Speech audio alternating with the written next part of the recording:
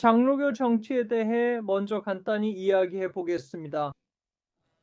정치란 우리가 자체 통치하는 방식을 일컫는 말이죠. 장로교에서 일하기 전엔 들어본 적 없는 단어였어요. 하지만 정치는 우리의 자체 통치 방식을 말합니다. 장로란 말은 그리스어 프레스부테로스에서 왔는데 이는 장로를 뜻해요. 그게 바로 이 단어의 어원입니다. 안타깝게도 장로란 말엔 그리스어 의미 외에도 여러 함축이 있죠. 수잔, 잠깐 끼어들어도 될까요? 화면에 지금 슬라이드가 보이네요. 그리고 작은 크기로 다음 슬라이드도 보입니다. 현재 슬라이드를 전체 화면으로 볼 수 있나요? 그렇죠. 바로 그겁니다. 잘 하셨어요. 감사합니다. 좋습니다. 각 교회는 장로들로 구성된 당회가 다스리죠. 맞죠? 사역 장로와 가르치는 장로가 함께 구성합니다. 우리 교단에서 목사는 가르치는 장로라고도 불립니다. 그리고 우리는 이 개념에 집중합니다. 제가 좋아하고 뎁과 제가 잘 보여주는 점은 제가 목사이고 그녀가 사역 장로라는 것입니다. 놀라운 점은 한 그룹이 아닌 여러 임원들이 함께 결정을 내린다는 것입니다. 맞습니다. 그래서 우리는 사역 장로와 목사가 함께 앉아 당회나 노회, 총회 등에서 함께 결정을 내립니다. 가톨릭 교회처럼 사제나 주교가 단독으로 결정을 내리거나 우리의 정치가 정반대 방향으로 가는 것과는 다릅니다. 우리의 정치 체제는 이와 다릅니다. 우리 정치 체제에는 세 가지 주요 특징이 있습니다. 첫 번째는 헌법에 기반한다는 것입니다. 우리 헌법은 두 부분으로 나뉘는데 첫 번째는 규례서라고 불립니다. 서기 역할을 하시는 분들은 이 용어를 많이 들어보셨겠죠? 주문의 책 요구사항에 맞춰 회의록을 준비하시면서 그 부분이 바로 정치에 초점을 맞춘 부분입니다. 그리고 우리 헌법의 두 번째 부분은 신앙 고백서라고 합니다. 이는 우리 교단의 신념을 담은 신조들을 모아놓은 것입니다. 이것들은 오랜 시간에 걸쳐 만들어졌습니다. 사도신경부터 시작해 최근의 벨하르 신앙 고백까지 포함되어 있죠.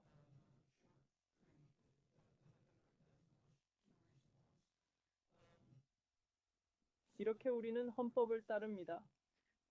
둘째로 우리는 회중이 선출한 대표들에 의해 다스려집니다. 이는 모든 단계에서 적용됩니다. 따라서 회중을 지시할 수 있는 상위 기관은 없습니다. 예를 들어 목회자를 찾고 계신 분들 있죠. 노회나 총회가 특정 목사 임명을 강요할 수 없어요. 선택은 여러분의 몫입니다. 회중은 교회를 다스리는 임원들을 선출합니다. 여러분은 회중에 의해 선출되며 노회에서 교회를 대표합니다.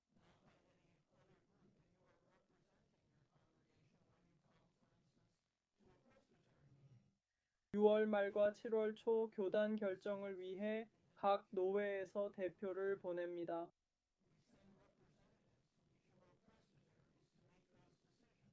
이는 교단이 결정해 내리는 게 아닙니다. 세 번째 특징은 우리가 관계적이고 연대적이란 점입니다. 독립된 장로교회란 존재하지 않습니다. 오늘 배우는 것이 바로 우리 통치체의 구조입니다. 따라서 우려사항은 위로 전달됩니다. 교회가 해야 할 일이 있다면 노회에 서곡을 제안할 수 있습니다. 노회는 이를 총회에 보내 교단 정책에 반영될 수 있는지 검토합니다. 그래서 우리는 연대적, 대표적, 관계적입니다. 이것이 장로교 그룹의 가장 큰 특징 중 하나입니다. 우리는 헌법을 가지고 있습니다.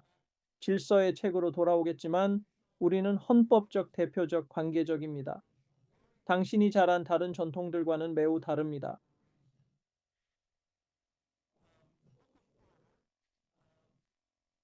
이제 2023-2025 질서의 책이 있어 표지를 바꿔 써야 했습니다.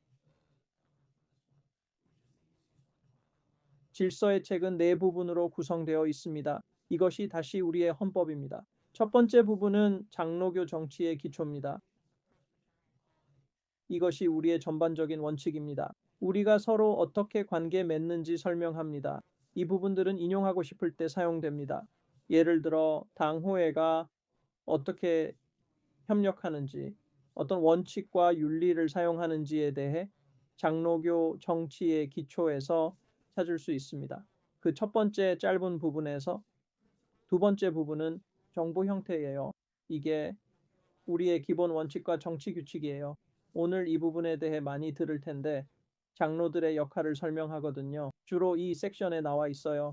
장로교 모임에서 어떤 순서로 무엇을 다뤄야 하는지 알려줘요. 그래서 정부 형태는 키보드가 왜 안 되지?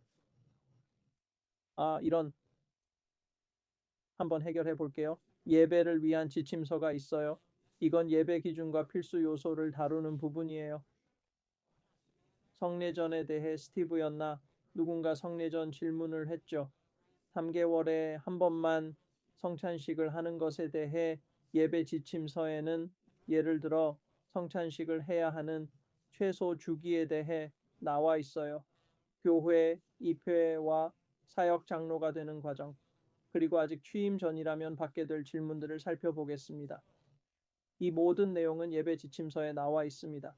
그리고 네 번째 섹션은 권징 규칙입니다.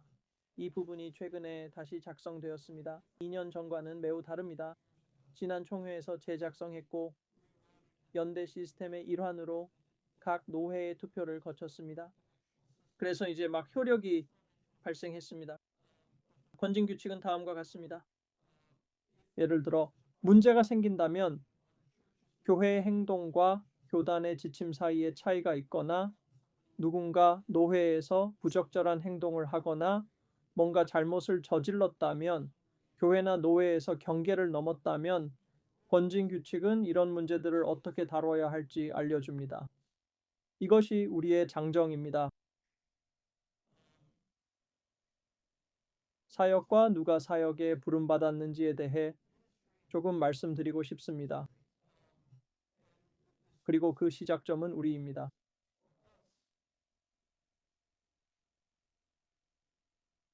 모든 교인은 사역에 부름받았습니다. 모두. 여러분은 장로가 되기 훨씬 전에 사역에 부름받았습니다.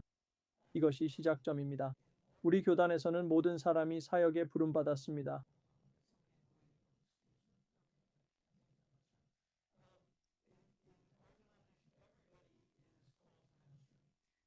우리 사역에는 여러 유형의 교인이 있습니다.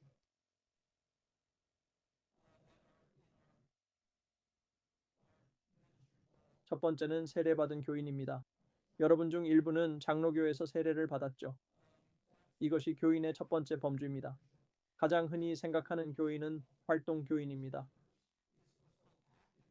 이들은 교회 회의에서 투표할 수 있는 범주입니다. 준회원도 있습니다. 준회원은 한 교회의 정식 교인이지만 1년이나 6개월 동안 다른 곳에 살면서 그 기간 동안 다른 교회 생활에 참여하고 싶어 하는 사람들입니다.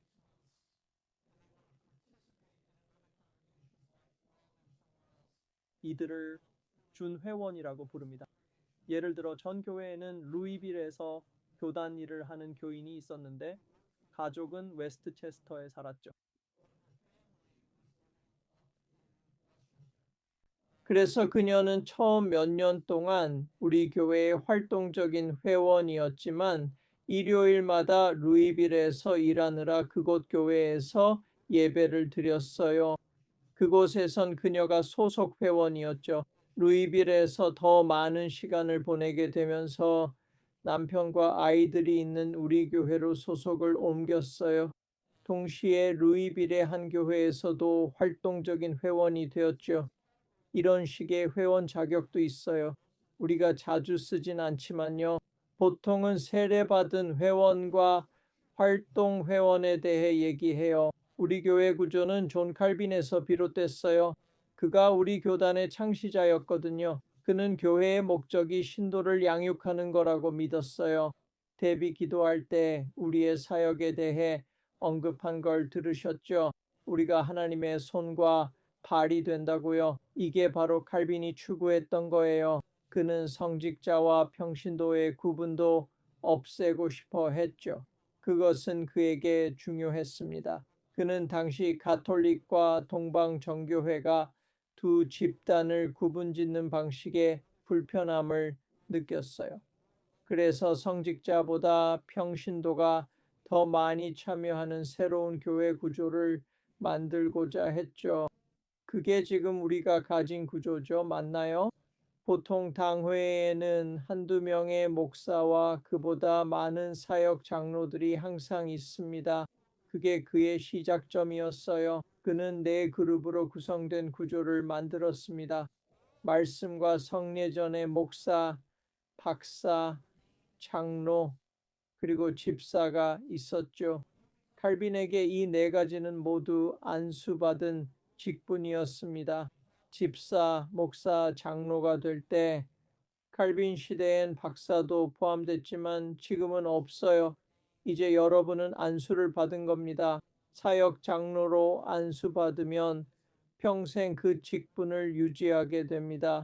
집사나 목사로 성임되면 평생 그 직분을 유지하게 됩니다. 이는 칼빈에게 중요한 의미였죠. 이 그룹들이 교회, 노회, 교단의 리더십을 구성합니다. 한 사람이 여러 사역에 안수받을 수 있나요? 네, 가능합니다. 몇 분은 이미 집사였어요 라고 하셨죠? 이제 사역 장로가 되시는 거고요. 집사 안수를 받으셨지만 이제 사역 장로로 안수받으실 겁니다. 나중에 목사가 되고 싶다면 목사 안수도 받을 수 있어요. 순서는 상관없어요. 장로, 집사 또는 그 반대로도 가능합니다. 각각 다른 안수지만 모두 안수받은 직분이에요. 이제 여러 종류의 안수 사역에 대해 알아볼게요. 오늘날 우리에겐 세 가지 안수 사역 그룹이 있습니다. 그중 첫 번째는 여러분이 속한 사역 장로들입니다. 이는 교회 규례서의 G2 종공3에서 찾을 수 있습니다. 사역 장로들은 지역 교회를 다스리는 그룹입니다. 그들은 당회를 구성하고 교회 정책과 프로그램을 정합니다. 이것이 여러분의 소명입니다. 또한 노회, 대회, 총회 등 교단의 다른 모임에도 참여하게 됩니다.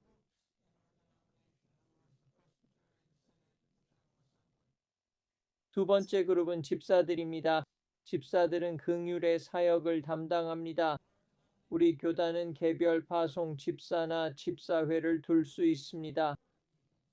어느 경우든 집사들은 당회의 권위 아래 있습니다. 연 1회 이상 집사와 당회원이 만나 활동을 공유해야 합니다. 집사들의 역할은 다양할 수 있습니다. 일부 집사는 예배 준비를 담당합니다. 일부 집사는 목회적 방문을 수행합니다. 어떤 집사는 강단의 꽃 장식 등을 담당합니다. 일부 집사들은 교회의 사회 봉사를 담당합니다. 집사의 역할은 각 교회가 정합니다. 집사가 없는 교회도 있어요. 우리 교회의 3분의 1은 집사회가 없습니다. 집사가 있다면 교회를 돌보는 일을 합니다. 내부나 외부 또는 둘 다 집중할 수 있죠.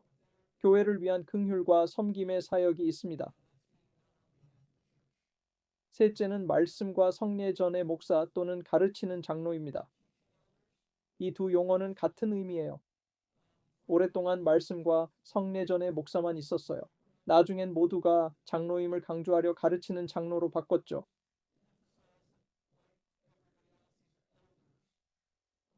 지금은 두 용어를 모두 사용합니다. 그래서 이 용어들은 서로 바꿔 쓸 수 있어요. 어느 범주든 성직 임명은 영구적입니다.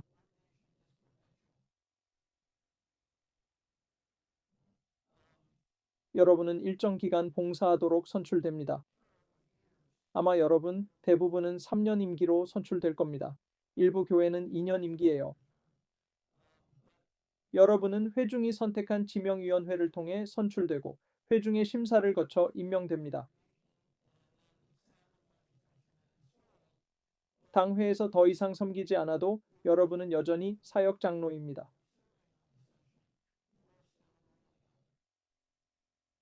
이게 명심해야 할 중요한 점이에요. 각 범주에 대해 자세히 알아보기 위해 여러 질문들을 살펴보겠습니다. 이것은 집사들을 위한 질문입니다. 자선을 가르치고 관심을 촉구하며 도움이 필요한 이들에게 손길을 전하는 충실한 집사가 되시겠습니까? 봉사를 통해 예수님의 사랑과 공의를 보여주려 노력하시겠습니까? 이게 집사들의 출발점을 보여주죠. 그렇죠? 자선.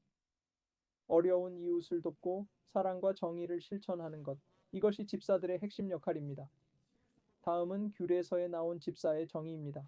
성경에는 집사들이 긍휼과 증언과 봉사의 사역을 하며 예수 그리스도의 구속의 사랑을 가난한 자, 굶주린 자, 병든 자, 잃어버린 자, 친구 없는 자, 억압받는 자, 불공정한 정책이나 구조로 고통받는 자, 공영에 처한 모든 이에게 나눈다고 명시되어 있습니다. 영적 품성, 정직한 평판, 모범적 삶, 형제의 진실한 동정심, 건전한 판단력을 가진 이들이 이 사역에 선택되어야 합니다. 집사가 되기 위한 요건을 알고 싶다면 바로 그 마지막 문장입니다. 여러분은 어떨지 모르겠지만 저는 그 모든 것을 24시간 완벽히 실천해야 한다고 생각했다면 절대 지원하지 않았을 겁니다. 이는 우리가 집사가 되고 집사로 살아가려 노력할 때 목표로 하는 것입니다. 그래서 이것이 시작점이 됩니다. 하지만 말씀드렸듯이 집사들은 이사회든 개인이든 당회의 권위 아래 있습니다. 따라서 당회에게 중요합니다. 당회원으로 봉사하면서 알고 싶은 것 중 하나, 일부 당회는 월간으로 집사위원회로부터 보고를 받습니다. 집사위원회가 있는 경우 다른 세션원을 파견하는 당회도 있습니다. 저는 지난 수요일 당회 회의를 주재했습니다. 그리고 그 당회는 매달 다른 당회원을 집사위원회에 파견하여 집사들이 어떤 작업을 하는지 세션에 보고하는 것입니다. 어떤 당회는 1년에 한 번만 집사들과 만나 목표를 설정합니다. 지난 해와 다가오는 해의 목표를 정하는 것이지요. 어떤 방식으로든 당회는 집사들이 무슨 일을 하는지 알아야 합니다. 다음은 안수식 질문입니다. 잠깐 멈추겠습니다. 집사들에 관한 질문이 있나요? 세션 회원으로서 그들은 일종의 책임이기 때문입니다. 그래요? 그래서 다음으로 이야기하려는 것은 여러분이 될 장로입니다. 이는 세우는 데 필요한 질문입니다. 충실한 장로가 될 의향이 있나요? 교인들을 살피며. 다음은 여러분의 임무입니다. 예배, 양육, 봉사를 제공하는 것. 당신이 교회의 통치와 징계에 참여하며 노회, 총회에서 봉사할 것인지. 성직에서 예수 그리스도의 사랑과 공의를 보여주려 노력하시겠습니까? 그래서 여기에 이해하시겠습니까? 당회는 회중에서 함께 모이는 사역 장로들의 모임입니다. 현재의 모든 사역 장로들과 중재자로 구성됩니다. 중재자는 보통 교회 목사, 담임 목사, 여러실 경우 또는 위임 사역 장로입니다. 목사 공백 시 노회 사역위원회가 회의 중재를 위한 중재자를 임명합니다. 이는 목사나 중재자 훈련을 받은 사역 장로일 수 있습니다.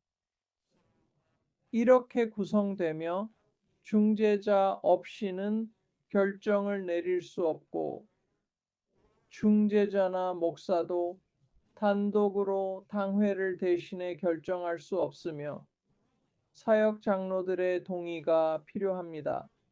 이것이 우리 교회 통치의 시작점입니다. 당회는 회중을 다스릴 책임이 있습니다.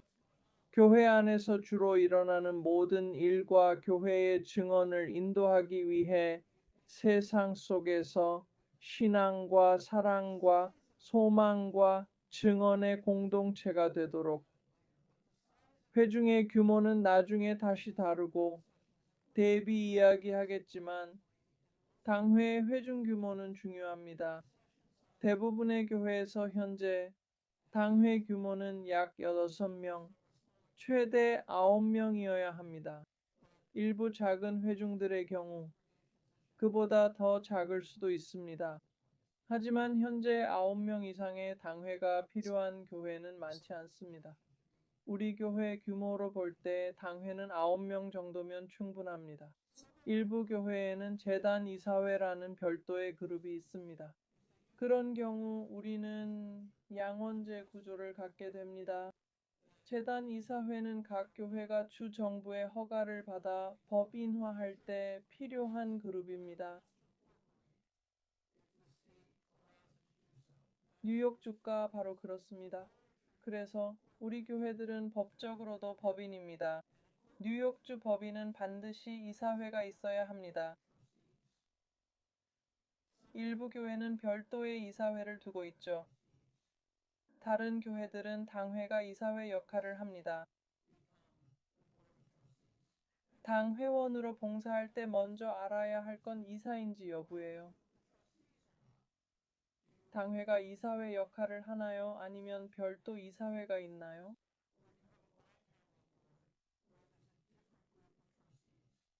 이건 당회원으로 일찍 알아야 할 중요한 사항입니다. 어느 경우든 모든 교회는 법인 임원을 선출합니다. 회장, 부회장, 총무, 재무가 있습니다.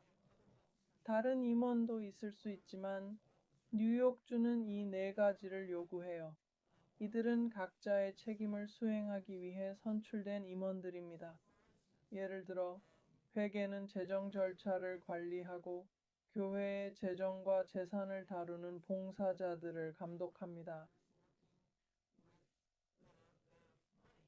회계는 당회와 함께 재정적 책임을 공유합니다.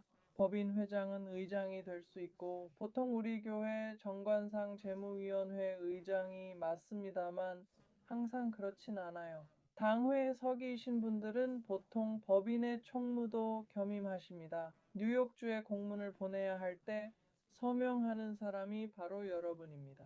하지만 대부분 정관의 법인 임원 선출 방법이 명시되어 있습니다. 한 사람이 여러 직책을 맡을 수 있나요? 네. 부회장과 총무를 겸임하거나 총무와 회계를 겸임할 수 있습니다. 하지만 보통 한 사람이 이 네 가지 역할을 모두 맡을 순 없습니다.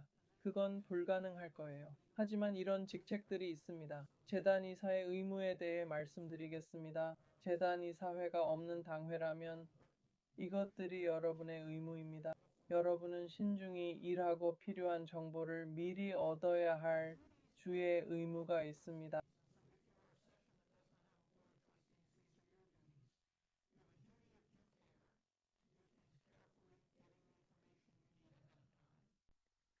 신중한 투자의 의무로 재정 상황을 잘 살펴봐야 해요. 세션 중이라면 예산을 정확히 알아야 합니다. 회중을 위한 당회에 들어오는 돈의 양을 파악해야 해요. 지출 내역도 정확히 알아야 합니다. 예비금이나 기부금, 그리고 그 제한 사항을 알아야 해요. 이는 국가와 교회법이 요구하는 의무사항입니다. 따라서 재무회계 보고를 받아야 해요. 많은 교회가 매 당회 때마다 보고를 받습니다. 아니라면 최소 분기별로 담당자에게 보고받아야 해요. 세 번째는 충성의 의무인데 이는 결정을 내릴 때 자신이나 특정 그룹이 아닌 교회 전체의 최선인 것을 고려해 결정해야 한다는 뜻입니다. 하지만 회중 전체에 가장 좋은 것은 무엇일까요? 재단 이사나 당 회원으로 섬길 때 가장 중요한 충성은 전체 교회에 대한 것입니다. 그리고 마지막으로 순종입니다. 사람들이 이 부분을 꺼려 한다고 생각합니다. 이는 의견을 표현하지 말라는 뜻이 아닙니다. 하지만 예를 들어 당회에서 어떤 주제로 충분히 논의했다고 가정해 봅시다. 논의 끝에 많은 의견 차이가 있었고 최종적으로 투표를 했는데 다수가 특정 입장에 투표했다면 그게 당신의 입장이 아니더라도 이사회 대표로서 그 결정을 지지해야 합니다. 그 입장을 유지해야 합니다. 물론 다시 돌아와 이사회에서 변경을 시도할 권리는 있지만 일단 그룹이 결정을 내리면 그 결정에 주의를 기울이고 회중을 위해 그 결정을 지지해야 합니다. 여기서 우리는 흔히 주차장 대화라고 불리는 문제에 빠지게 됩니다. 내가 당회를 나가서 그리고 제가 말하죠. 그게 싫었어요. 우리가 그걸 찬성했다니 믿기지 않아요. 그리고 다른 교인들에게 말하면 결국 교회 내에서 갈등이 생기게 됩니다. 이를 피하려면 우리에게 순종의 의무가 있다는 걸 기억해야 해요. 당회 자리에서는 의견을 자유롭게 말할 권리가 있지만 자리를 떠나면 우리는 당회를 대표하는 거죠. 충성의 일환으로 당회의 결정에 따라야 합니다. 우리의 순종은 당회의 결정에 대한 것이에요. 이것이 재단 이사의 책임이고 사실 더 많은 책임이 있습니다. 더 자세히 설명할 수 있지만 이게 재단 이사의 4가지 주요 원칙이에요. 다음 범주는 목사, 즉 말씀과 성례전의 목사입니다. 이것이 목사 안수 질문입니다. 신실한 목사로서 복음을 전하고 말씀과 성례전을 선포하며 신앙을 가르치고 성도를 돌보시겠습니까? 정부와 권징에 적극 참여하고 교회 평의회에서 봉사하며 사역에서 예수님의 사랑과 정의를 보여주려 노력하시겠습니까? 목사는 노회의 책임을 지며 노회의 회원입니다. 목사는 여러분 교회의 회원이 아닙니다. 예를 들어 재단 이사 문제 투표 시 목사는 교회 회원이 아니므로 투표권이 없습니다. 그들은 노회의 회원이며 새 목사를 부르고 고용할 때 노회가 적극 참여하는 이유 중 하나는 목사에게는 삼자 관계가 있기 때문입니다. 삼자 관계입니다. 섬기는 교회와의 관계 그리고 회원으로 속한 노회와의 관계가 있습니다.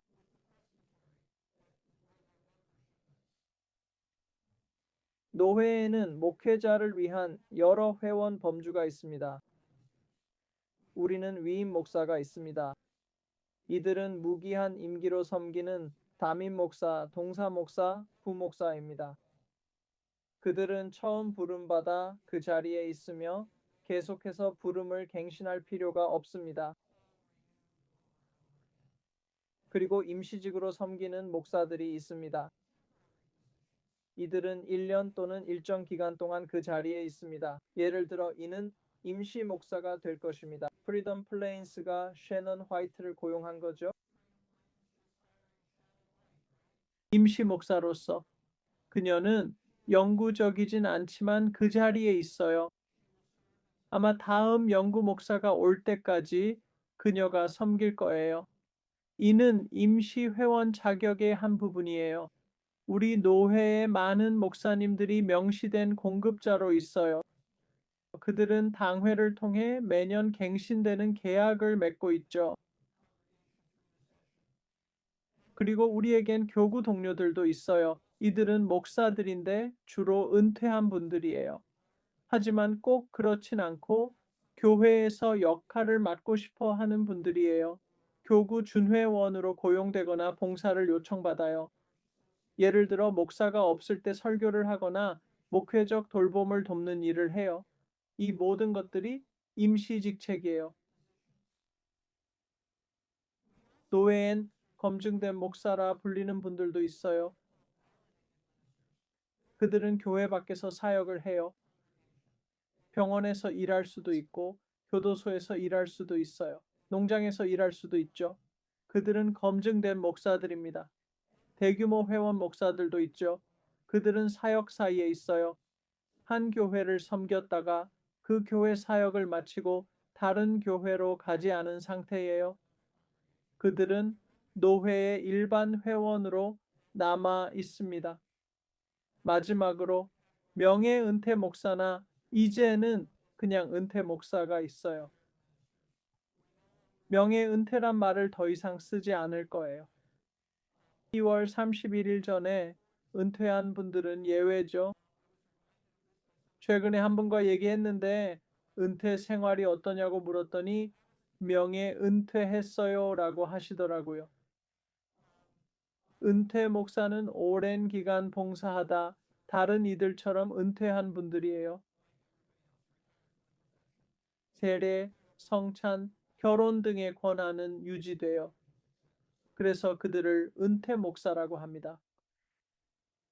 목회적 권위죠. 이것은 정말 중요합니다. 특별히 강조하고 싶은 부분이 있다면 아마 이 부분일 겁니다. 여러분 교회를 섬기는 목사, 즉 감리사나 목회자의 책임에 대해 말씀드리겠습니다.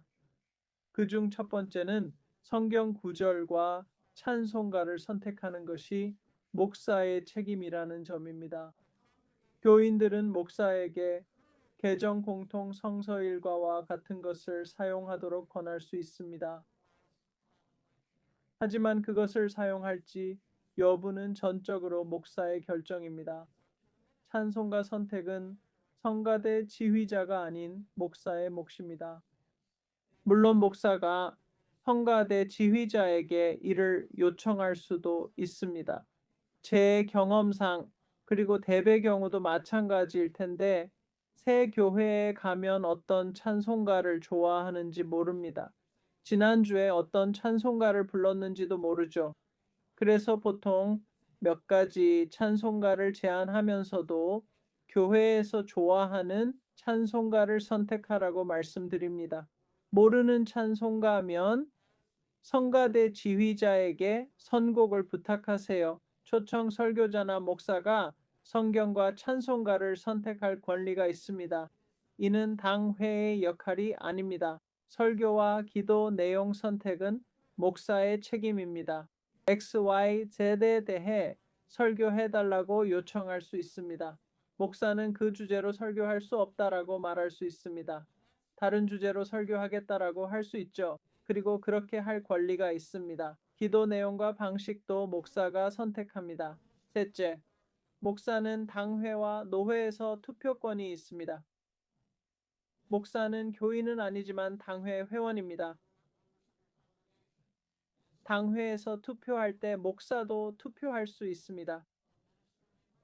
목사들은 노회에서도 모두 투표권이 있습니다. 우리가 하는 일 중 하나는 투표 가능한 목사 수와 투표 가능한 장로 수를 노회에서 동일하게 맞추는 것입니다. 장로와 목사의 투표권 수는 같아야 하며 모든 노회에서 투표권을 갖습니다. 그들이 세션을 진행합니다. 그들이 참석할 수 없다면 목사님이 부재 중이고 회의로 자리를 비울 때 당회 모임이 있다라고 합시다. 목사는 다른 사람에게 당회 진행을 맡길 권리가 있습니다. 이는 그들의 책임이자 권한입니다. 그들은 당회 서기와 함께 당회 안건을 준비합니다. 서기들은 현 목사나 외부 진행자와 함께 회의 안건을 준비해야 합니다.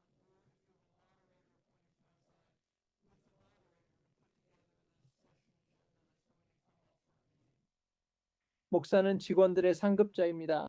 교회 직원들은 목사에게 보고하며 인사부에 직접 보고하지 않습니다.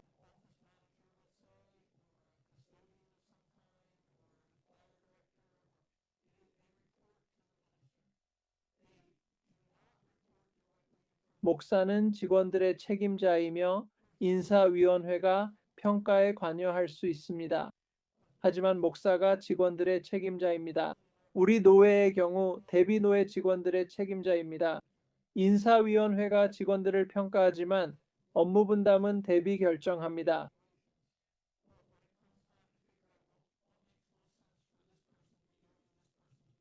그런 종류의 결정을 내리는 건 대비입니다. 다른 사람은 할 수 없습니다. 교회에서 이런 질문을 자주 받습니다. 인사위원회만이 이 사람을 감독할 수 있나요? 기술적으로 목사가 인사의 책임자입니다. 위원회도 관여하지만 사무장은 목사에게 보고합니다. 마지막으로 목사는 원할 때 결혼식을 집례할 수 있습니다. 그들이 해야 합니다. 교회 부지에서 결혼식을 할지는 당회가 결정합니다. 결혼식을 주례할 목사는 그 목사의 재량에 달려 있어요.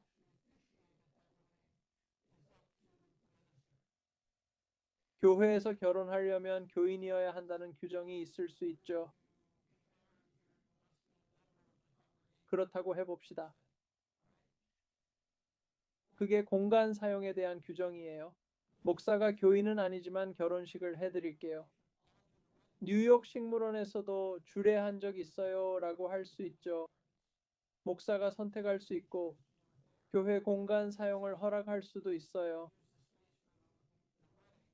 목사가 커플을 만나고 이런저런 이유로 주례가 어렵다고 할 수 있지만 다른 목사를 찾을 수 있어요. 교회에서 결혼식을 하고 싶다면 말이에요. 마지막으로 목회권이나 사역 장로들의 권한에 대해 알아야 해요. 위임 장로들은 우리 노회에서 교회 사역을 위해 훈련받고 위원회의 감독을 받는 분들입니다. 그리고 누가 회중의 목자가 됩니다. 맞아요. 목사들처럼 말이죠. 그들도 이런 책임을 갖습니다. 교회에서 위임 장로로 섬길 때, 목사처럼 교회에서 봉사할 때 우리 사역위원회의 감독을 받습니다. 그래서 그들은 노회와 관계를 맺습니다. 그들은 원래 교회에서 장로 회원 자격을 유지합니다. 그들이 가입한 교회에서요, 다른 교회에 목사로 섬기더라도 말이죠. 원래 회원이었던 교회에서 회원 자격을 유지합니다. 예를 들어 글로리아의 경우 당신이 바로 호프웰의 석이라고 하셨나요? 맞아요. 토드 영은 호프웰 교회 회원이지만 메이스 교회의 목사로 섬기고 있죠. 하지만 그의 회원권은 여전히 호프웰과 톰슨 리지에 있습니다. 그래서 위임 장로들은 우리가 점점 더 많이 보게 되는 범주이고 앞으로도 더 늘어날 것 같아요. 정말 좋은 범주예요. 현재 교회 구조에서 우리에게 매우 유용한 제도입니다. 이것이 목회자의 의무입니다. 제가 언급하지 않은 다른 의무는 뭘까요? 이는 제가 말한 목회자의 주요 의무들입니다. 이제 회중의 의무를 살펴보겠습니다. 회중은 사역 장로와 집사를 선출해야 합니다. 이는 우리의 대표 제도의 일부죠. 맞나요? 전체 회중이 사역 장로와 집사 선출에 투표합니다. 또한 제한된 후보들이 회중을 대표하는지 확인합니다. 그래서 지명위원회의 일반 위원을 선출합니다. 이 위원회가 사역 장로와 집사 후보를 제안합니다. 일반 위원이 지명위원회의 과반수를 차지해야 합니다. 새 담임 목사 선출 시 회의 소집을 공고합니다.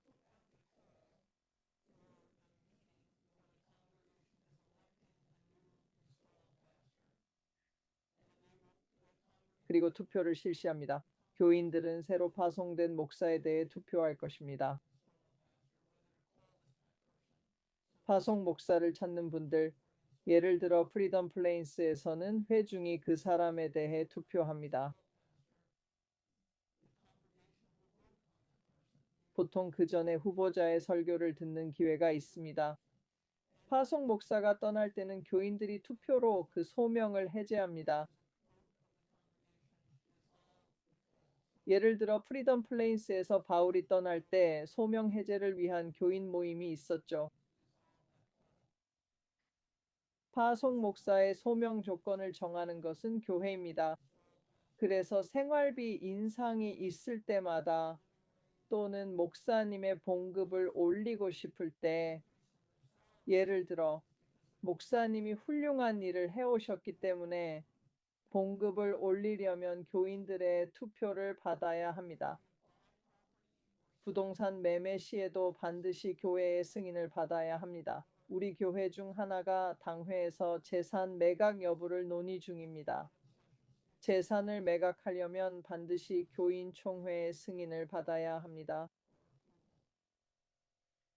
교회 폐쇄를 요청할 때는 당회가 아닌 전체 교인이 투표합니다. 교회 유지가 어렵다고 판단되면 노회의 해산을 요청하고 전체 교인이 투표합니다.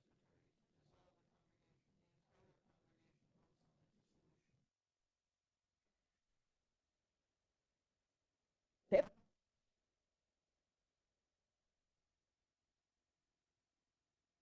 이제 교회의 여러 공의회에 대해 이야기하겠습니다. 그룹 간 관계를 다뤘고 대비 각 그룹에 대해 설명할 겁니다.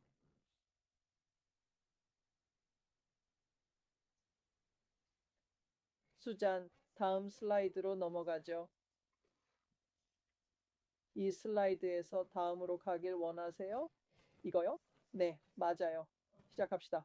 여기로 가볼게요. 자, 수잔이 방금 설명한 여러 공의회에 대해 보시죠. 아마 이미 어느 정도 이해하셨을 거예요. 네, 물론이죠. 여러분도 세션이 있잖아요. 이게 바로 여러분 모두가 속한 당회, 교회의 협의회, 교회 차원이에요. 그 다음 단계도 있어요. 처음 이걸 배울 때 삼각형으로 생각했죠. 다음은 회중, 그리고 당회가 첫 번째 공의회예요. 그 다음엔 시노드가 있고요. 그 다음엔 노회가 있어요. 그 다음 시노드가 있고 마지막으로 총회가 있습니다. 먼저 노회에 대해 얘기해 볼까요? 이게 바로 우리예요. 수장과 제가 오늘 전국을 대표하고 있죠. 여기는 허드슨 강 노회입니다. 개 노회가 있어요. 우리는 1년에 4번 모이는데 한 번은 겨울에 줌으로 해요.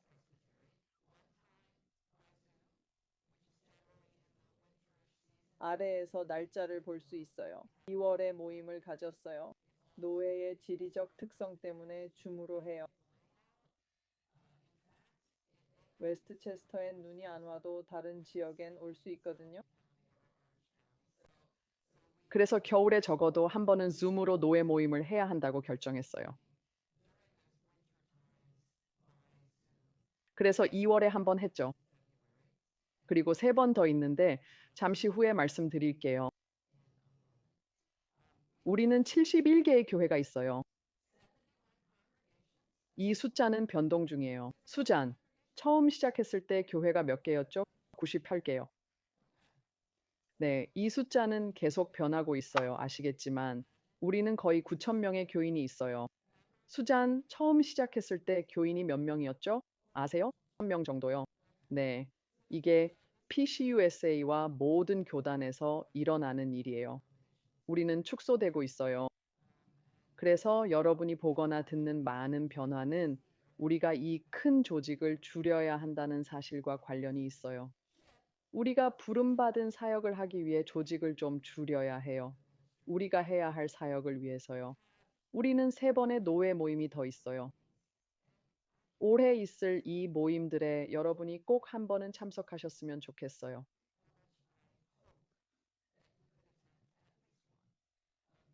그리고 당회가 누군가를 노회의 대표로 지명할 때 그것은 모든 가능성 중 가장 좋은 방법이에요. 같은 사람이 와서 1년 내내 열리는 모든 모임에서 정보를 공유할 수 있죠. 4월 모임은 관계적인 부분이 매우 중요해요. 4월 모임은 토요일에 열립니다. 그래서 더 많은 사역 장로분들이 오시길 바라요.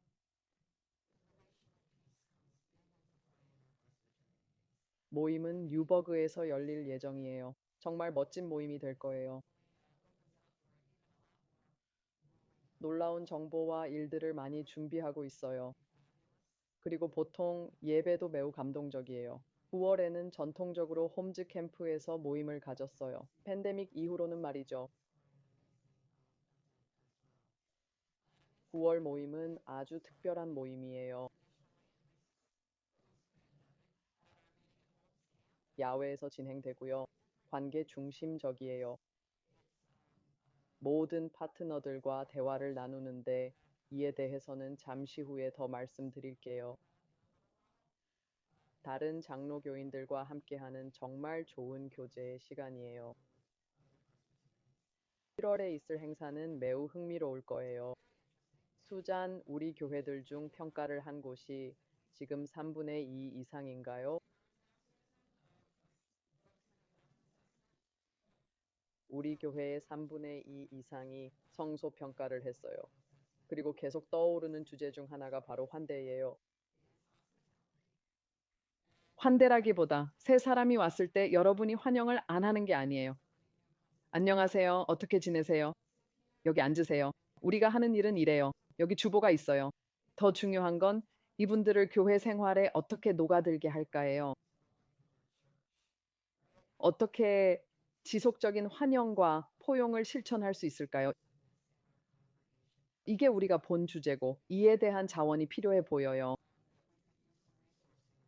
그래서 이게 11월 장로교 모임의 주제가 될 거예요. 수잔, 장소는 정해졌나요? 아직인가요? 먼로에 있어요. 아, 먼로요? 여기 먼로 사람도 있네요. 그러니까 먼로에 갈 거예요. 그게 정말 기대돼요. 다음 슬라이드 부탁해요. 처음 왔을 때 볼티모어에서 왔어요. 볼티모어 장로교에서 왔죠. 이 사명 선언문에 감동받았어요. 이게 허드슨 리버의 사명 선언문이에요. 보통은 5년이나 10년마다 검토하죠. 이건 최고의 사명 선언문이에요. 절대 바뀌지 않았으면 좋겠어요. 하나씩 살펴보도록 할게요. 부활의 백성으로서 중요해요. 허드슨 리버 노회는 열정을 불러일으키고 협력하며 리더십을 키우고 건강한 신앙 공동체를 만들어요.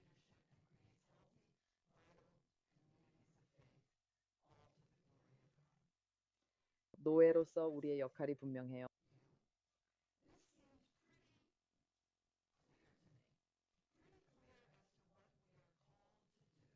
우리는 교회를 섬기도록 부름받았어요. 마침표. 어떻게 그렇게 할까요? 자, 이렇게 합니다. 첫째는 파트너십 구축입니다. 파트너십은 교회들이 열정을 공유하는 거죠. 하나 이상이에요. 우리는 뭐죠? 셋, 수잔, 세 세션이 파트너십인가요? 그래요. 3개 이상 세션이 공통 관심사로 함께 일하는 거예요.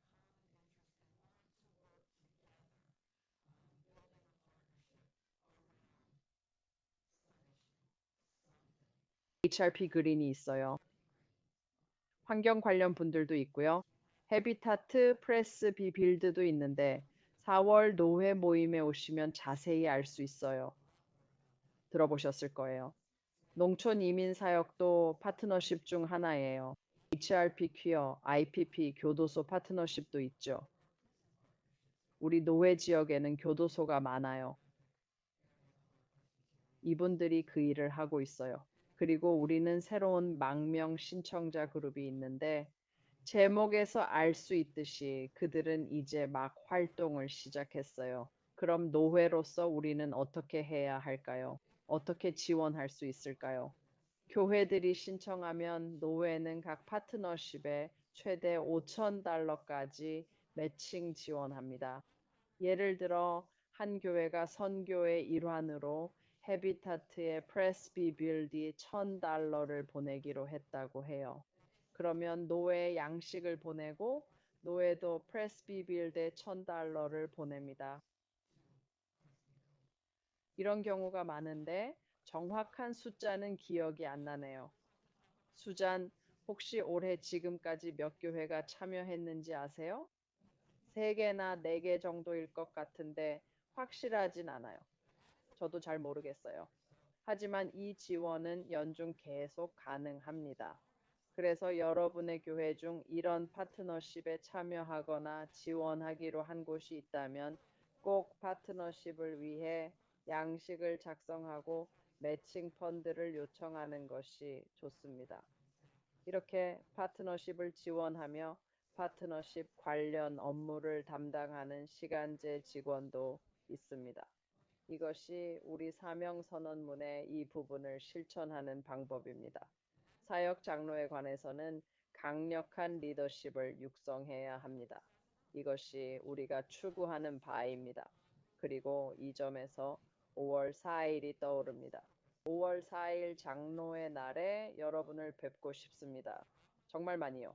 행사는 헤이버스트로의 센트럴 장로교회에서 열립니다. 롱랜드 맞나요? 네, 롱랜드 카운티입니다. 웨스트체스터에서 다리 건너편이죠. 사역 장로를 위한 하루 일정에는 당호의 서기 훈련과 당회의 날도 포함됩니다. 당회 승인을 받은 분들은 자기 교회에서 성찬식을 집례할 수 있도록 훈련도 받게 됩니다. 오늘은 재정에 관한 날이 될 거예요. 교회 재정 전문가를 모셨습니다. 이 주제가 아마 가장 많은 질문을 받는 것 같아요. 교회 재정, 재정위원회, 회계 등 교회 재정과 관련된 모든 것들이죠. 교회 인사위원회 전문가도 함께할 예정입니다. 이 부분도 점점 더 중요해지고 있어요. 인사 문제와 위원회가 원하는 만큼 잘 운영되지 않고 있거든요. 여러분이 오셔서 이에 대해 이야기 나누면 좋겠습니다. 교회 보안 문제에 대해 간견할 분도 오실 거예요. 사역 장로들이 모여 서로 교류하는 멋진 날이 될 것 같아요.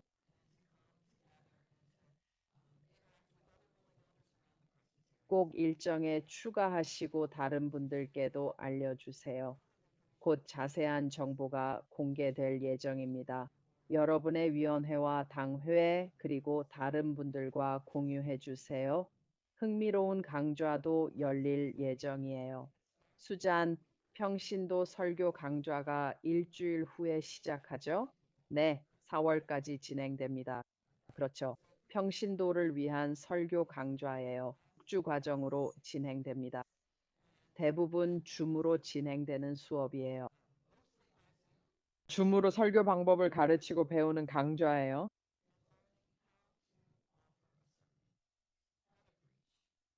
목사님이 안 계실 때 여러분이 직접 설교할 수 있게 하는 거죠.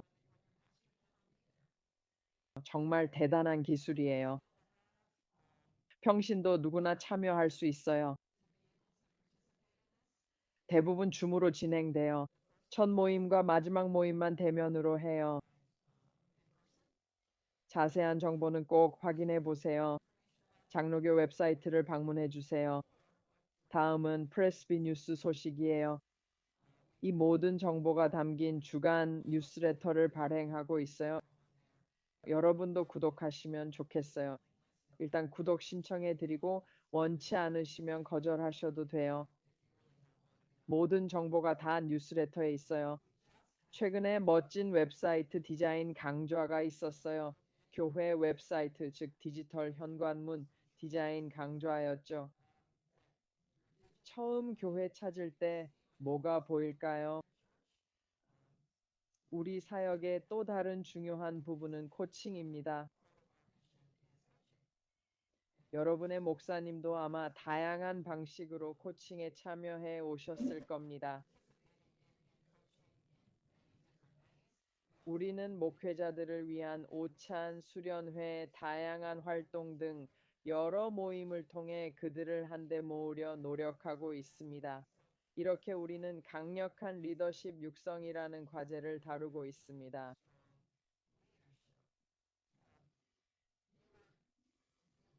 여러분 중 일부는 위임 사역 장로 CRE를 목회 지도자로 두고 있을 겁니다. 우리는 위임 사역 장로 위원회를 개편하고 있습니다. 그리고 우리는 여러분에게 많은 기대를 걸고 있습니다.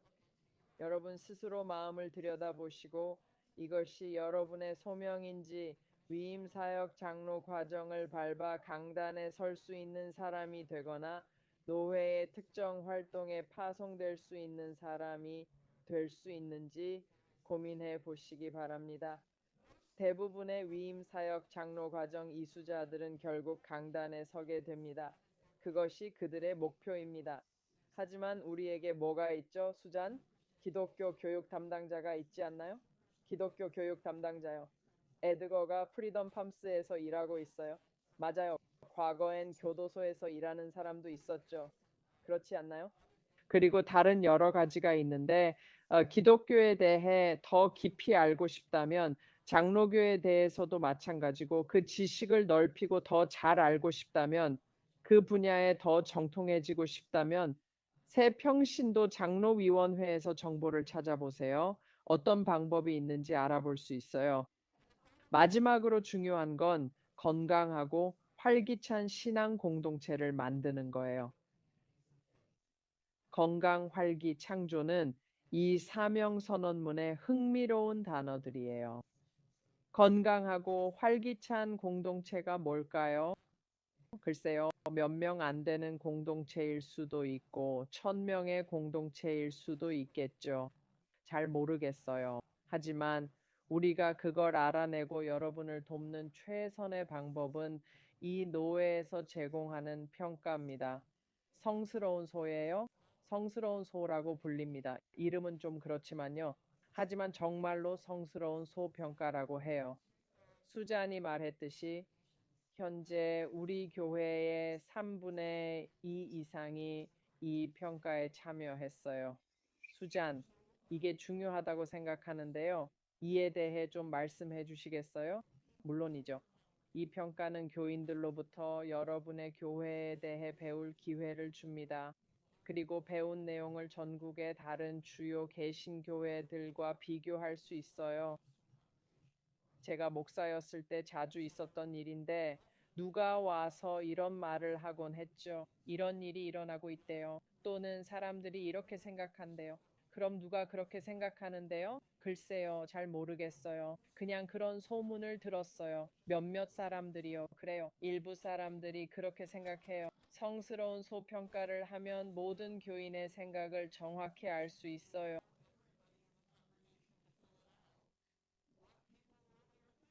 이는 사람들이 이렇게 생각하는구나 또는 사람들은 이렇게 생각하지 않는구나라고 말할 기회를 줍니다. 사람들은 우리의 예배 방식을 좋아하거나 반대로 좋아하지 않을 수 있습니다. 사람들은 우리가 적절한 수준의 전도, 교육, 주일학교 등을 하고 있다고 생각할 수 있습니다. 아니면 사람들의 생각을 들을 수 있어 많은 것을 배우게 됩니다. 과도기에 있는 분들은 자신에게 이상적인 목회자 유형이 무엇인지 알게 됩니다. 일부 교회는 좋은 아이디어네요.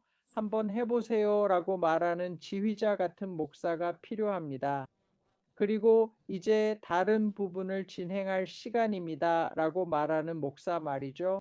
또 이 부분에 집중하고 다른 교회들이 필요로 하는 것도 봅시다라고 하는 목사도요. 어떤 교회는 함께 서서 다음 단계를 찾아가는 목사가 필요합니다.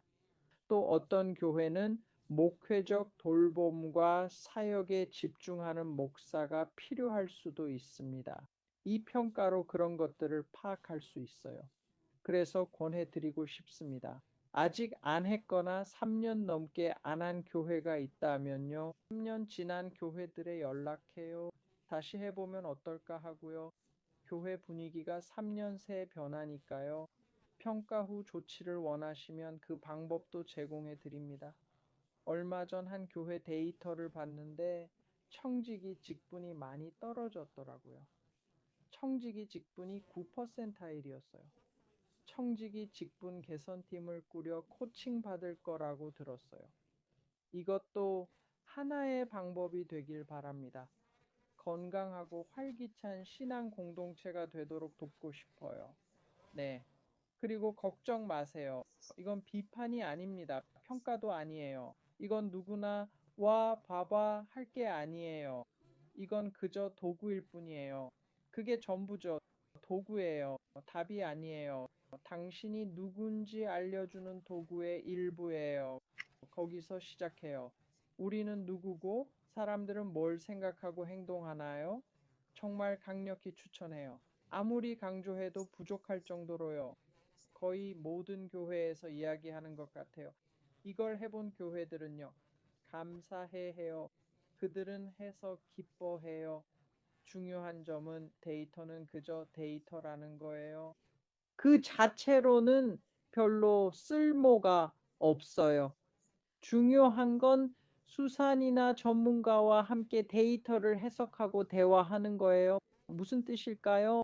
진짜 의미가 뭘까요? 우리에게 뭘 말해주나요? 교회로서 우리가 뭘 해야 한다고 하나요? 그리고 우리는 후속 자원도 제공해요. 우리의 큰 투자니까 아직 안 했다면 꼭 활용해 보세요. 마지막으로 2024년부터 팁스에 새 예배 디렉터가 있습니다. 교회에서 새로운 시도를 고려 중이라면 예를 들어 스페인어 그룹이나 새로운 예배 아이디어가 있다면 이런 생각이 있다면 이제 상담할 분이 있고 재정 지원도 합니다.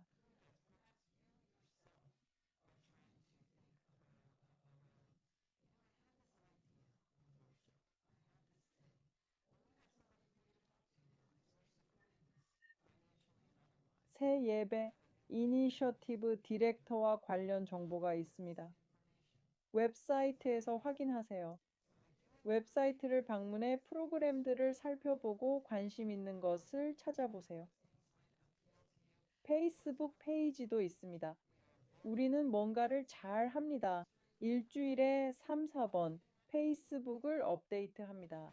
하지만 최신 소식은 보도자료에서 얻을 수 있습니다. 매주 수요일이나 목요일에 나옵니다. 모든 행사와 등록 방법을 자세히 알려줍니다. 참여 방법도 안내합니다. 미션 인사이트라는 새 프로그램에도 투자했습니다. 수잔, 이에 대해 간단히 설명해 주시겠어요? 네, 그렇죠. 이건 교회 주변 지역의 인구 통계를 볼 수 있는 프로그램이에요. 만약 교회에서 보육원을 운영할지 고민 중이라면 이 프로그램으로 주변 아이들의 연령대를 먼저 확인할 수 있어요. 그리고 근처에 이미 있는 보육원도 볼 수 있죠. 한 블록 내에 50개의 보육원이 있을 수도 아니면 하나도 없을 수도 있는데 이 프로그램으로 그걸 알 수 있어요. 원하는 다른 인구 통계도 볼 수 있어요. 지역 연령대나 선호하는 소통 방식 같은 거요. 이메일, 문자, 웹사이트 중 뭘 더 선호하는지 말이에요. 모든 인구 그룹에 대해 이런 정보를 확인하고 지역을 정의할 수 있어요. 평가를 통해 알게 됐는데 여러분 중 일부는 교회에서 3, 4마일 방향의 지역 교회더라고요. 그럼 그 부분을 살펴보시면 될 것 같아요. 교회에 20, 30, 40마일 떨어진 곳에서 오는 분들이 있죠. 그 지역을 포함해 전도 범위를 파악해 보세요. 교회 밖 프로젝트에 관심 있다면 미션 인사이트가 도움될 데이터를 제공해 드릴 거예요. 우리가 비용을 지불하니 여러분은 무료로 이용하실 수 있어요. 계정만 만드시면 됩니다. 보통 24시간 내로 승인되고 원하는 지역 데이터를 모두 볼 수 있어요. 이 비싼 도구에 투자했으니 더 많이 활용되길 바랍니다. 관심 있으시면 수산에게 연락하세요. 이웃을 파악하는 도구예요. 여러분의 이웃은 누구인가요? 인구 통계는 어떻게 되나요? 귀하의 지역 인구 통계 전망은 어떤가요? 원하시면 접근 가능한 정말 흥미로운 정보가 많습니다. 우리는 몇 가지 새 프로그램을 시작했어요. 새 일을 시작하지 않으려 올해를 실행의 해로 정했죠. 올해 새 일을 안 시작하려는 이유는 이미 많은 시간과 노력을 새 프로그램에 쏟았기 때문이에요.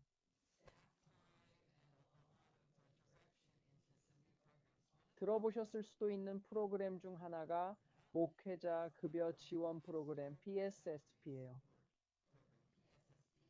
우리는 야거를 정말 좋아하죠.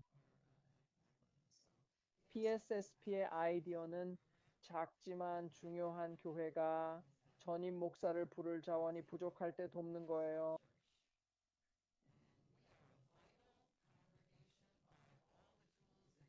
우리는 중요한 교회입니다. 사역 계획은 있지만 전임 목사를 부를 자원이 없어요. 이런 상황에서 우리가 할 수 있는 일은 뭘까요? 이 프로그램은 교회의 큰 헌신이지만 전임 목회자 지원을 위해 노회 기금을 활용할 예정입니다.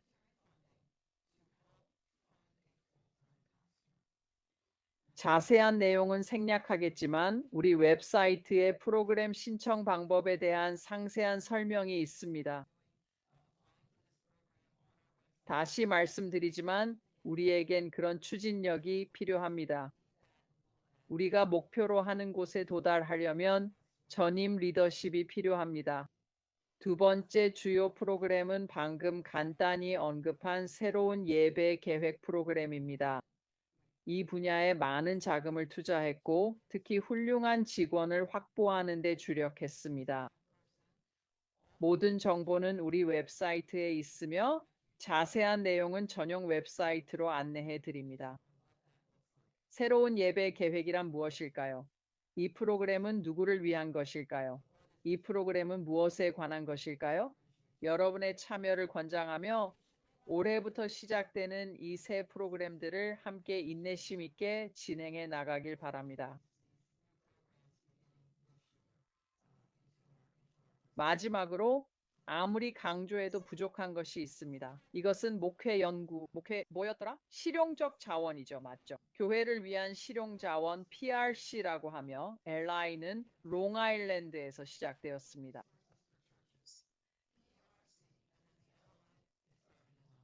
그게 전부예요. 저기 보이는 웹사이트 주소예요. PRCLI는 모든 교회, 특히 작은 교회에 유용해요.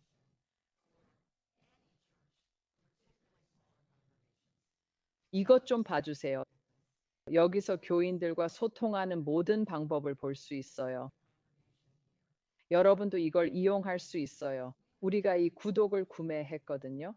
웨비나를 볼 수 있고 웨비나에 참여할 수도 있어요. 주일학교 소그룹 인사 재정에 관한 건물과 부지, 목사님들에 관한 자료도 있죠. 교회와 관련된 거라면 뭐든지 이 웹사이트에 다 있어요. 여러분을 위한 정보가 여기 있답니다. 이 모든 정보를 무료로 이용하실 수 있으니 꼭 활용해 보세요.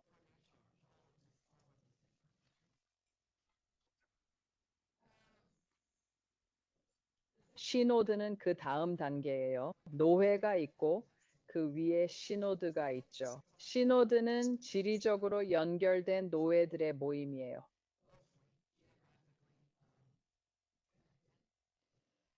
우리는 동북 시노드가 있고 지도에서 그 구성을 볼 수 있어요. 뉴저지부터 위로 올라가며 현재 19개의 노회가 있죠.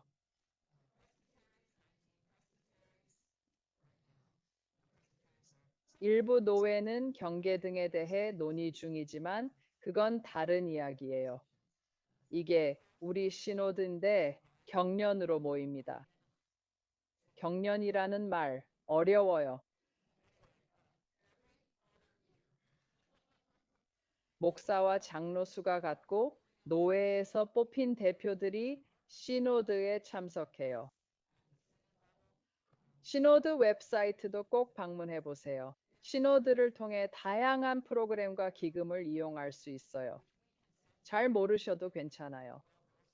우리가 안내해 드릴 테니 동북 시노드 웹사이트를 방문해서 이용 가능한 것들을 확인해 보세요.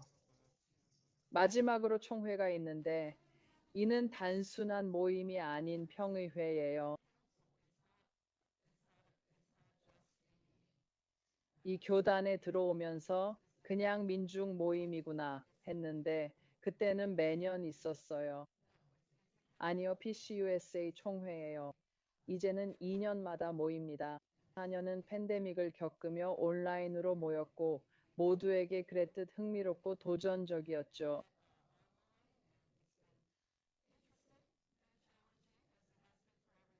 하지만 이번엔 우리가 솔트레이크 시티에서 직접 만납니다. 왜 거긴지 묻지 마세요. 저도 모르겠어요. 그곳에 장로교인이 얼마나 있는진 모르지만 우린 갑니다. 6월 마지막 주와 7월 첫 주에 열려요. 총대는 우리 노회에서 선출됩니다. 우리 노회에서 4명의 총대가 선출되었어요. 작년 말에 그 일이 있었죠. 목사 둘, 장로 둘이 교회 주요 안건에 투표하러 갑니다.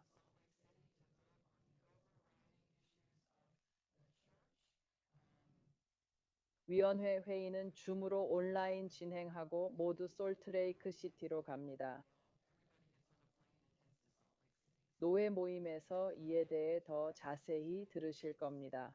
전국에 170개 노회가 있는데 이는 하원과 비슷합니다. 노회 규모에 따라 총회에 보낼 수 있는 총대 수가 정해집니다.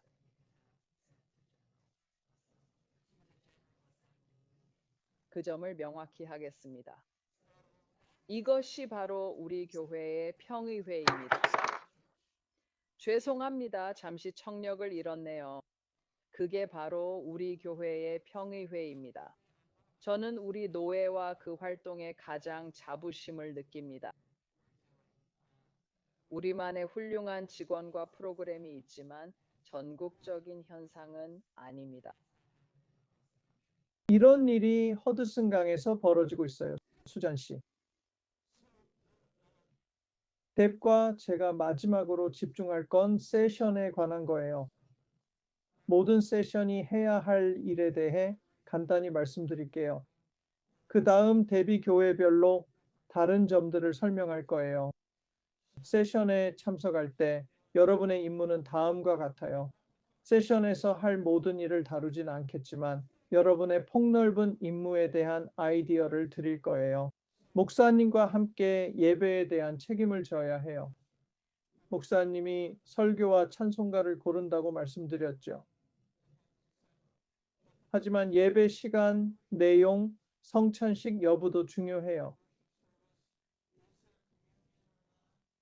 매주 성찬식을 하는 교회도 있고 매달 하는 교회도 있어요. 3개월에 한 번 하는 교회도 있고요. 이건 당회가 목사님과 함께 결정하는 거예요. 예를 들어 성찬식 때 승인해야 합니다. 당신은 교회의 모든 교육에 대해 책임이 있습니다. 어린이 주일학교부터 성인 교육, 청소년 프로그램까지 모두 포함됩니다. 이 모든 것이 당회의 의무입니다. 여러분은 새 교인을 받아들이는 그룹입니다. 여러 가지 방법으로 교인을 받아들일 수 있습니다. 신앙 고백으로. 이는 처음 교회에 오는 사람을 위한 것입니다. 이명 증서로 다른 교회 교인이 우리 교회로 옮겨올 때입니다. 또는 신앙 재확인으로 한때 교회의 일원이었지만 잠시 교회를 떠났다가 과거의 신앙을 다시 확인하며 지금 우리 교회의 교인이 되고자 할 때입니다. 이렇게 새 교인을 받아들이는 것이 당회의 역할입니다. 여러분은 교회의 선교를 책임지는 그룹입니다. 그래서 당신은 사역에서 교회를 이끕니다. 여러분의 이웃에서 무엇을 해야 할까요? 미션 인사이트를 보면 어떤 일이 필요할까요? 회중으로서 도울 수 있는 필요가 어디 있나요? 여러분은 연간 예산을 담당하는 그룹입니다. 한 가지 기억해야 할 점은 당회가 예산을 통과시킨다는 것입니다.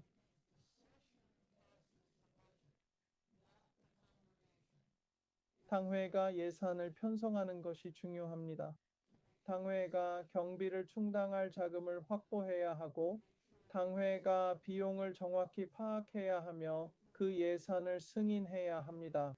청지기 직분 등으로 회중과 정보를 공유해야 합니다. 하지만 예산을 결정하는 것은 회중이 아닙니다.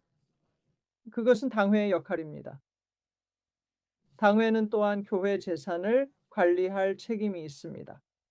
교회 재산은 PCUSA를 위해 신탁되어 있습니다. 예를 들어 여러분이 이미 들으셨듯이 부동산을 팔려면 교회의 승인을 받아야 하고 노회의 승인도 받아야 합니다. 또 임대 시, 예를 들어 다른 예배 공동체가 건물에 들어오려면 노회 재산위원회의 승인이 필요해요. 또한 5년 이상 건물을 임대하려면 그 조항 때문에 노회 허가가 필요합니다. 여러분은 직원 고용과 해고를 담당하는 그룹이기도 합니다. 감독은 목사의 몫이라고 이미 말씀드렸죠. 하지만 직원 수와 고용 방식에 대한 책임은 여러분에게 있습니다. 일이 잘 안 풀리거나 인력 구성을 바꿔야 할 때 해고도 여러분이 합니다. 이 모든 것이 당회의 역할입니다. 여러분은 교회 행정을 담당하는 그룹인데 예를 들어 당회 서기들이 지금 알고 있을지 모르겠지만 운영 매뉴얼을 갖고 있어야 합니다. 운영 매뉴얼은 재산 증서, 사명 선언문, 최신 내규, 상임 규칙, 그리고 교단이 각 교회에 요구하는 정책들을 포함하는 문서 모음입니다. 여기에는 성범죄 정책과 아동 보호 정책이 포함됩니다. 내년부터는 인종차별 반대 정책도 포함될 예정입니다. 매뉴얼에는 직무 설명서도 있습니다. 여러분의 직원들에게 어떤 일을 맡기고 있나요? 보험 정책, 개인정보 정책, 회중이 통과시킨 모든 것은 운영 매뉴얼에 포함됩니다. 회중마다 다를 수 있지만 모든 회중은 행정의 일환으로 운영 매뉴얼을 가지고 있습니다. 당회 회원이 되면 먼저 당회석이나 목사님께 운영 매뉴얼 복사본을 주실 수 있나요? 라고 물어보세요. 그러면 내용을 읽고 당회가 과거에 결정한 사항들을 알 수 있습니다. 이를 통해 현재 상황을 파악할 수 있죠. 모르셨던 연간 행사 일정도 보통 그 안에 있습니다. 향후 결정을 내릴 때 적용되는 현행 정책들도 알 수 있습니다. 그래서 운영 매뉴얼 4본을 갖는 것이 중요합니다. 감사합니다. 이제 전체 화면으로 돌아갈까요? 괜찮으신가요? 네. 자, 여기 있습니다. 여러분의 이름과 얼굴을 보니 반갑네요. 자, 다시 한번 수잔이 말한 걸 강조할게요. 여러분은 가족이죠. 그렇죠? 교회 가족이에요. 제 경험상 가족에게 재정만큼 큰 불안과 당혹감을 주는 건 없어요.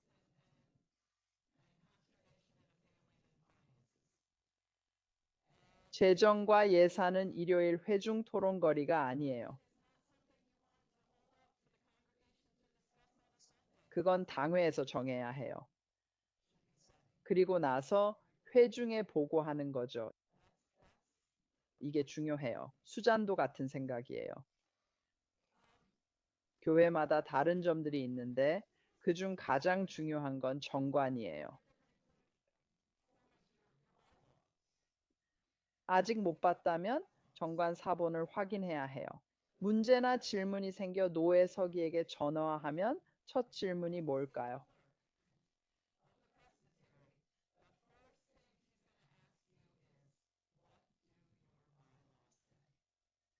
바로 정관에 뭐라고 쓰여 있나요? 예요. 교회마다 다르거든요.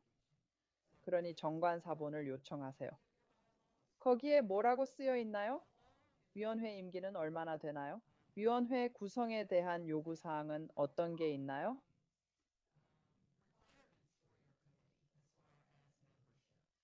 언제 모임을 갖나요? 수잔, 자주 듣는 일반적인 질문들을 더 말해주세요.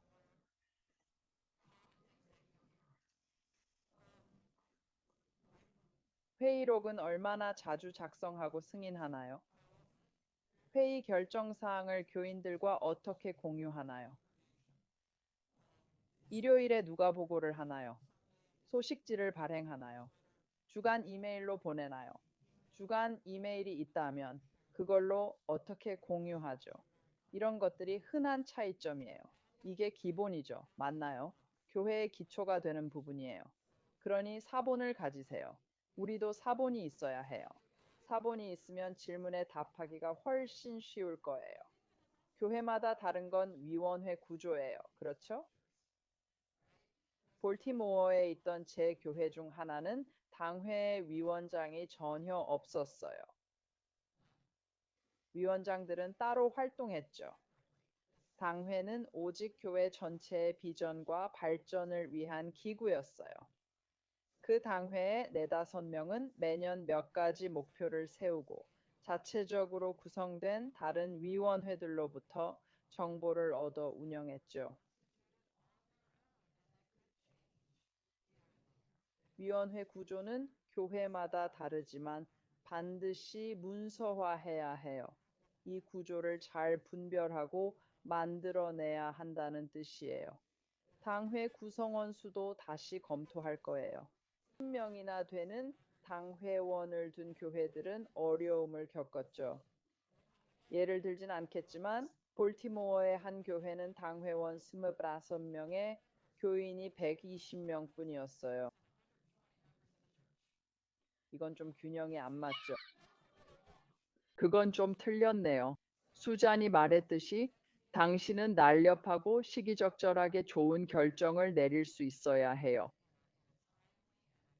이는 사람 수와 관련 있어 보이며 개별적으로 조언해 드릴 수 있습니다.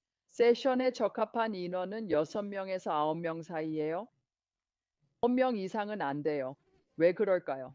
당회원이 많으면 교인들이 할 수 있는 다른 일들로부터 멀어지게 돼요. 저도 잘 알아요. 모든 걸 하고 싶어 하는 사람도 있지만 대부분은 한 가지에만 전념하길 원해요. 그러니 교회의 다른 사역에서 자원을 빼앗고 있다는 걸 기억하세요. 수잔이 언급했듯이 집사들이 있나요? 집사가 있다면 굳이 필요 없어요. 합리적인가요? 아니면 당호의 일일 수도 있나요? 교인들을 교회 일과 네트워크에서 멀어지게 하고 있나요? 교회의 사명에서요. 집사가 있다면 그들의 역할은 뭔가요? 그건 여러분이 정하는 거죠. 그게 뭐죠? 그들의 임무는 무엇인가요? 그 역할이 어딘가에 명시되어 있나요? 그들도 알고 있나요? 저기, 집사가 되실래요? 그게 뭐예요? 잘 모르겠네요. 일단 집사가 되면 필요한 일을 알려드릴게요. 집사의 역할을 명확히 정의하면 좋겠어요. 그리고 몇 명이 필요한지도요. 그리고 예산 얘기도 해봐요.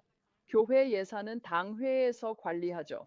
예산 현황은 적립금에 대해 말씀해 주세요.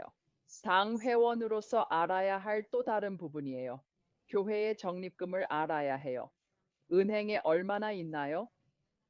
그 돈은 어떻게 제한되어 있나요? 아예 제한이 없나요?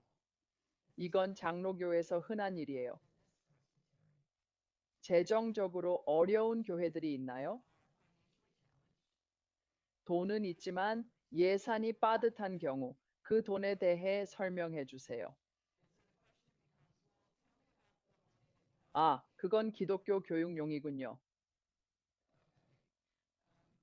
누가 돈을 기부하면서 제한을 둔 건가요? 기독교 교육에만 써야 한다고요? 그게 법적 기부금인가요? 아니면 1967년 어느 당회가 이건 기독교 교육용이라 정했는데 수십 년이 지나도 기독교 교육용으로만 써야 한다는 잘못된 믿음이 생긴 거예요.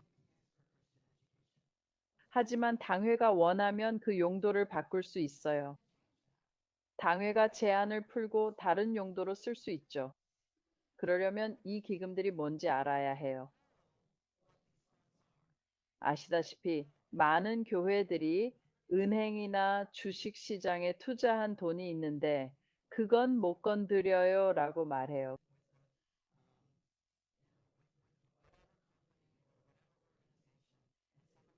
그래요? 어떻게 못 건드리는지 보여주세요. 보통은 그냥 오해예요.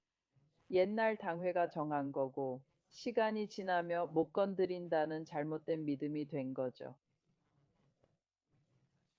수잔에게 농담하길 교회들은 비상금이 있어서 노회 모임 때 우산을 나눠줘야 할 거라고 해요. 비가 올 수도 있으니까요. 지금 비가 오고 있을지도 모르죠. 이 자금의 실제 용도와 법적 제한을 자세히 살펴봐야 할 수도 있어요. 만약 제한이 있다면 그렇게 해야 하고 아니면 그렇지 않을 수도 있죠. 그래서 그건 계속하세요. 한 가지 더요.